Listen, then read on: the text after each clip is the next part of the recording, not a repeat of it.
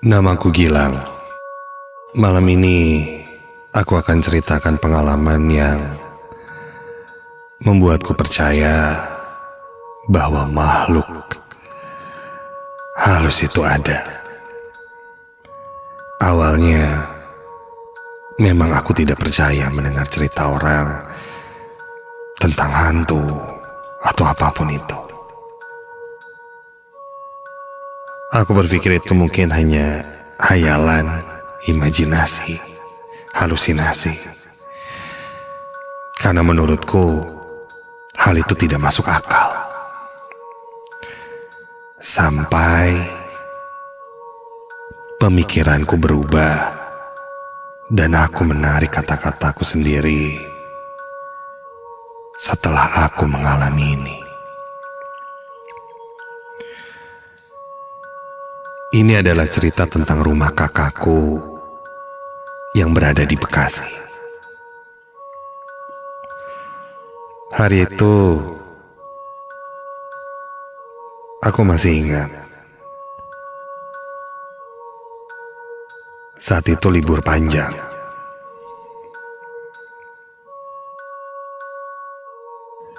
Dan bersama keluarga, aku menginap di rumah kakakku itu.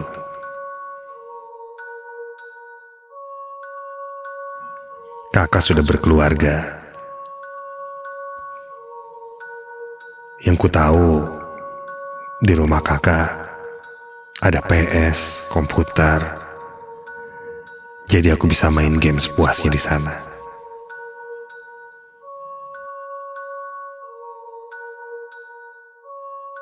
Hari pertama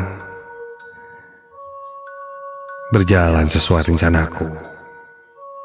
Aku dan kakak banyak menghabiskan bermain game di sana.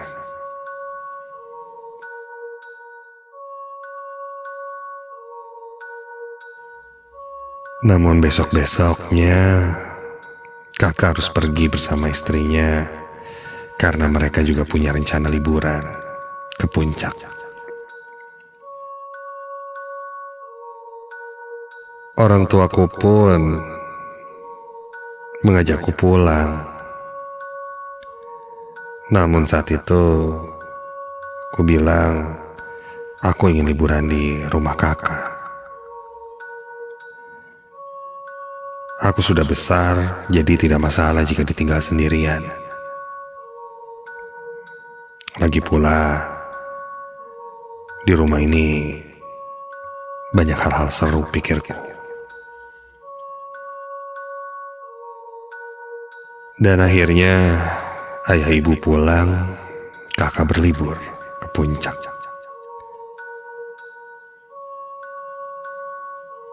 Dan aku diminta untuk menjaga rumahnya. Memang tidak lama sih, hanya semalam. Ya, besok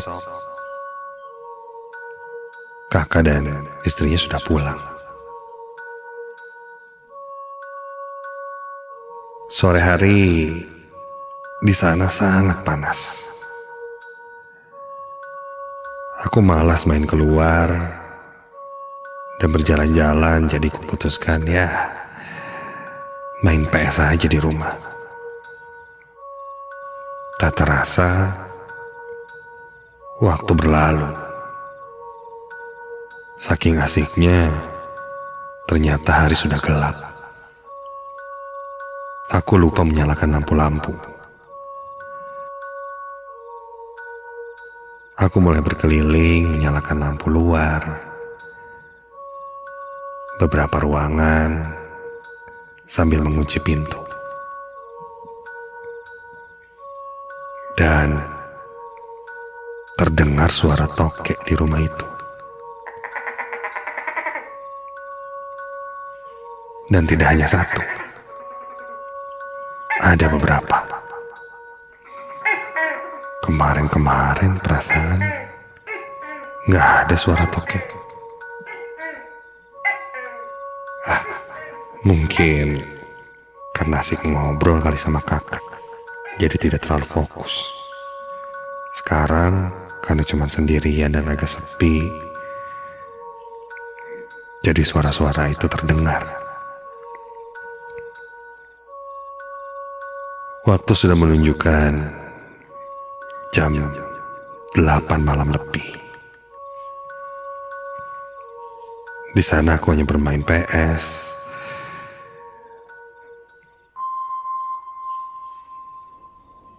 Dan sesekali melihat handphone. Itu saja yang kulakukan. Bermalas-malasan, santai.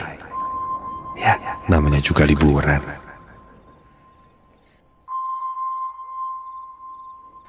Satu momen, perutku terasa lapar. Aku beranjak ke dapur untuk mencari makanan. Di saat suasana sepi, kembali ku dengar suara tokek. Entah ada di mana hewan itu. Lama-lama ganggu juga nih. Iseng, aku coba cari suara tokek itu berasal dari mana. Di dinding tidak ada. Di langit-langit rumah pun tidak kutemukan. Bahkan aku sampai cari keluar ke dinding luar rumah, gak ada tuh tokeknya. Tapi suaranya kok keras banget ya. Jangan-jangan ada di balik lemari atau buffet, entahlah. Yang jelas sepertinya tokek itu ada di dalam rumah. Malam semakin larut. Aku mulai bosan bermain PS. Mataku juga sudah lelah. Aku beranjak ke tempat tidur, merebahkan diriku di sana sambil melihat-lihat handphone, membuka sosial media. Dan tiba-tiba, astaga, ada yang mengetuk kaca jendela kamar. Aku coba beranjak dari tempat tidur, memeriksa ke arah jendela, dan ketika aku buka gordennya, tidak ada siapa-siapa. Dan baru mau kututup gordennya, ada seseorang yang berlari. Kulihat sangat cepat. Dan sekilas kulihat rambutnya panjang, seperti seorang perempuan. Kontan aku langsung membuka kaca jendela. Woi! Orang itu berlari di dalam halaman rumah. Aku sedikit mengeluarkan badanku dari jendela untuk melihat ke kiri dan kanan. Siapa itu? Lalu terdengar ada suara tertawa perempuan. Aku langsung menutup jendela dan berlari keluar kamar menuju ke halaman belakang. Perasaan tadi gerbang udah dikunci semuanya, kok ada orang masuk ya? Cewek lagi. Orang gak waras gitu. Aku lalu berjalan ke halaman belakang untuk memeriksanya.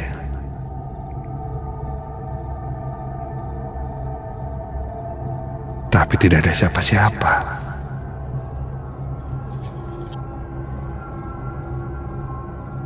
Aku cek pintu gerbang digembok. Dan pagar rumah ini cukup tinggi untuk orang memanjat. Rasanya sih tidak mungkin.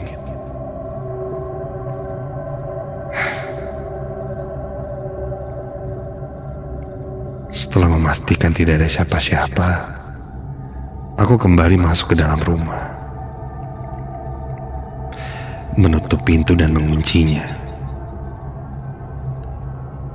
Baru beberapa langkah di dalam rumah menuju kamar, tiba-tiba terdengar ada yang menangis. Perempuan. Dan suaranya terdengar dari arah kamar tempat tidurku. Suaranya sangat jelas dari dalam kamar.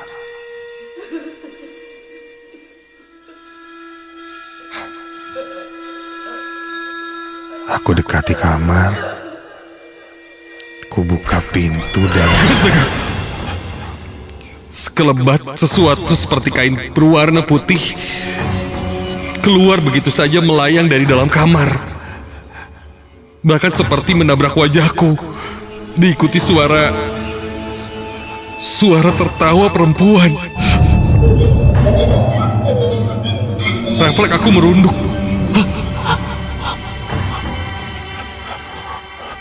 Aku tengok ke belakang dan ke sekitarku.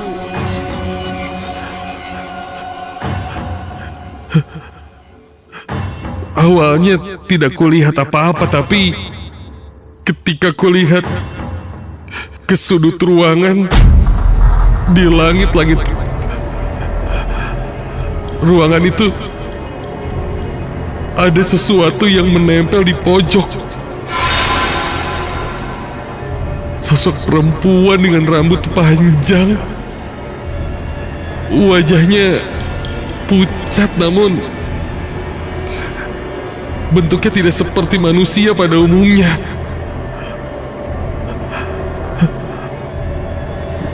Bentuk wajahnya aneh. Matanya hitam, menyeringai dan terlihat seperti taring-taring kecil di giginya.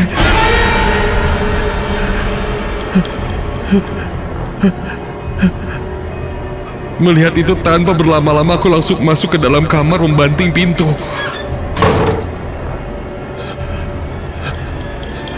Mungkin itu yang dikatakan orang-orang sosok kuntilanak.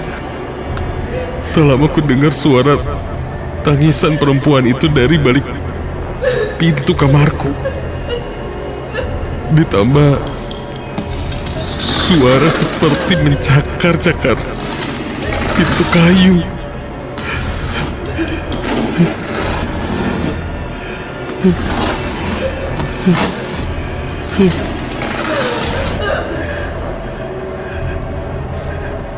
Aku hanya bisa diam di dalam kamar sampai tiba-tiba saja lampu di kamarku meredup, hampir gelap, seperti listrik yang tidak stabil. Dan begitu ku sadar, astaga, sosok itu sudah berdiri tepat di depan tempat tidurku. Pakaiannya putih, lusuh, namun nampak seperti tidak padat, melayang dengan wajah yang tak karuan itu.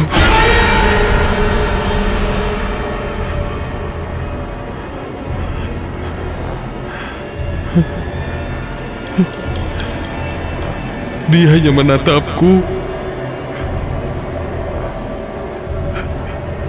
menyeringai,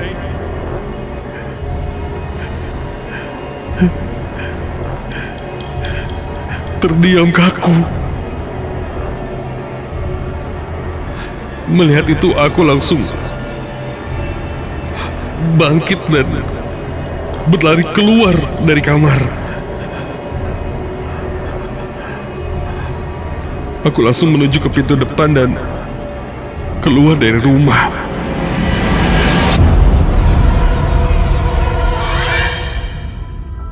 Tak jauh dari rumah kakak ada warung yang untungnya masih buka saat itu. Penjaga warung bertanya kenapa. Aku terlihat panik, dikiranya ada maling atau orang jahat.